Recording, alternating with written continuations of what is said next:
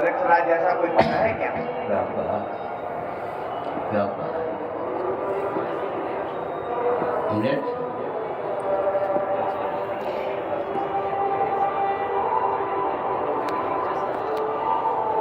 भविष्य में भीषण संहार के लिए भूमिका है। मैंने संकेत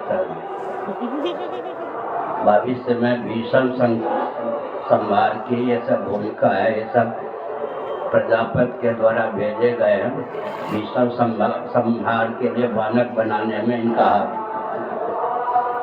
सुनो, ब्रह्मा जी ने कहा मर्त्य लोक में अभिनय करना है। वहाँ जो रंगमंच पर अभिनय के पात्र प्रस्तुत किए जाते हैं, यहाँ आकर ऐतिह्य पात्र बन जाते हैं पिता माता के द्वार से जन्म होने के कारण। वहाँ प्रश्न चला कि खलनायक की भूमिका कौन प्रस्तुत करेगा। द्वापर के अंत कलयुग के प्रारंभ में ही खलनायक ऐसा हो, कलयुग के अंतिम चरण तक जो पाप हो सकता अत्याचार करके दिखा दे ताकि लोगों को शिक्षा मिल सके। ब्रह्मा जी ने कहा कि कलयुग से बढ़कर कोई भी खलनायक की भूमिका प्रस्तुत नहीं कर सकता। उसी का नाम दुर्योधन हुआ। द्वापर का नाम ही दुशासन हुआ। वहाँ तो अभिनय तैयार किया गया है, इतिहास बन गया। जितने खलनायक हैं लख उनको जान करके फिर अंत में अपनी भूमिका प्रस्तुत करने के लिए ब्रह्मा जी के द्वारा भेजे गए हैं। वो भी अच्छे हैं। अच्छे क्यों हैं सुनिए।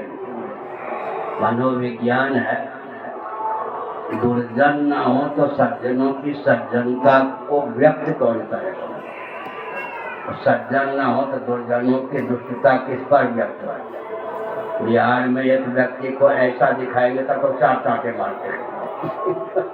तो हमने संकेत किया दुर्जनों की दुर्जनता को व्यक्त करने वाले सज्जन होते हैं, सज्जनों की सज्जनता को व्यक्त करने वाले दुर्जन होते हैं। दोनों की उपयोगिता है गीता का 16वां अध्याय।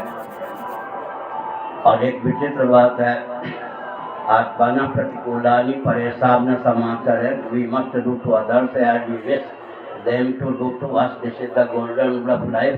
जैसा व्यवहार हम दूसरों से अपने पे चाहते हैं, हमारी बुद्धि की बलिहारी है दूसरों के प्रति वैसा व्यवहार करें।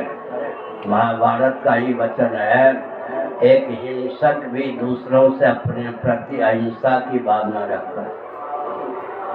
सर्प भी सोचता है कि उसे मार न दे, बिच्छू भी सोचता है उसे कोई मार न दे।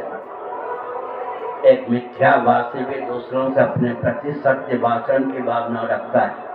एक चोर भी दूसरों से प्रति अचौरी की भावना रखता है। एक व्यभिचारी भी दूसरों से अपने प्रति संयम की भावना रखता है।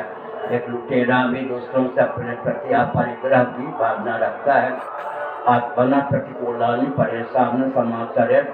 जैसा व्यवहार आत्मोपवीन सर्वत्र समम पश्यति अर्जुन सुखम वा यदि वा दुखम स योगी पर्वो मत। गीता 6वां अध्याय। जैसा व्यवहार हम दूसरों से अपने प्रति चाहते हैं, हमारी बुद्धि की बलिहारी है, वैसा व्यवहार दूसरों के प्रति करें, नहीं तो हिसाब से देना उसाब से लेना। श्रीमद् भागवत के 7वें स्कंद के अनुसार में बोल रहा हूँ ये तथ्य। इंद्राय स्वाहा इदम इंद्राय। अडवाणी स्वाहा कहा था ना लालू यादव। उसने सोचा स्वाहा कहेंगे तो अडवाणी मर जाएंगे, अडवाणी और एक कुछ हो गए। लालू यादव ने यज्ञ कराया अडवाणी स्वाहा। उसको हुआ कि स्वाहा हो जाएगा। तो हमने संकेत किया। क्या संकेत किया?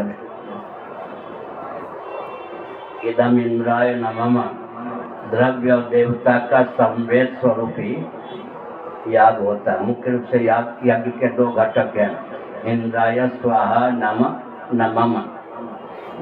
द्रव्य और देवता का संवेद स्वरूप याग होता है।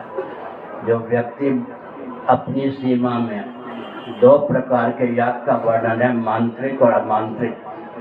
मांत्रिक याग में गिने चुने व्यक्ति विधिवत परंपरा से यज्ञों पर संपन्न अधिकृत हैं। अमांत्रिक याग में सब अधिकृत होते हैं, मांत्रिक और अमांत्रिक।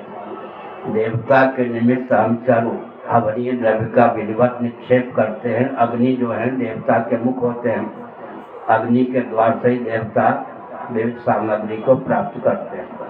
एक्शन पद्धति जिसको आजकल कहते हैं, उसी के अनुसार विधि मंत्र भावना और द्रव्य के बल पर देवता का आहार बन के वह सामग्री उन तक पहुँच जाती है।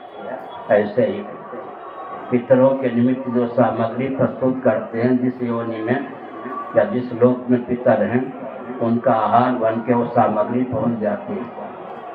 कदाचित कोई सचमुच में पितर कैवल्य मोक्ष को प्राप्त हो चुके हो, वो सामग्री लौटकर उसी व्यक्ति की पुष्टि में हेतु बन जाती है। मैंने संकेत किया, एक पंथ दो कार्य, ते देवा भावयन्तु वह परस्परम भावयन्ता श्रेय परमवाप्स्यथ। हम देवताओं के निमित्त जो हवनीय सामग्री का निक्षेप करते हैं, श्रीमद् भागवत के सप्तम स्कंध के अनुसार द्रव्य सूक्ष्म विपाक शब्द का प्रयोग है। वहाँ पर पारिभाषिक शब्द द्रव्य सूक्ष्म विपाक, उसका जो सार होता है, उसी से देह त्याग के अव्यवहित पूर्वक क्षण में भाव राज्य में हमको शरीर मिलता है। उसी शरीर से हम वैकुंठ या स्वर्ग चले जाते हैं। तो दोहरा काम हुआ न, देवताओं का पोषण हुआ, अपनी सदगति और दुर्गति का मार्ग भी प्रशस्त हो गया। उसी सामग्री के सार भाव से भाव राज्य में हमको शरीर मिलता है, उस शरीर से हम स्वर्ग पहुंच जाते हैं, वैकुंठ पहुंच जाते हैं। कहने को देवताओं पर अनुग्रह करना हुआ, लेकिन वस्तुतः वो अपनी ऊर्ध्व गति का ही बालक बनाना था।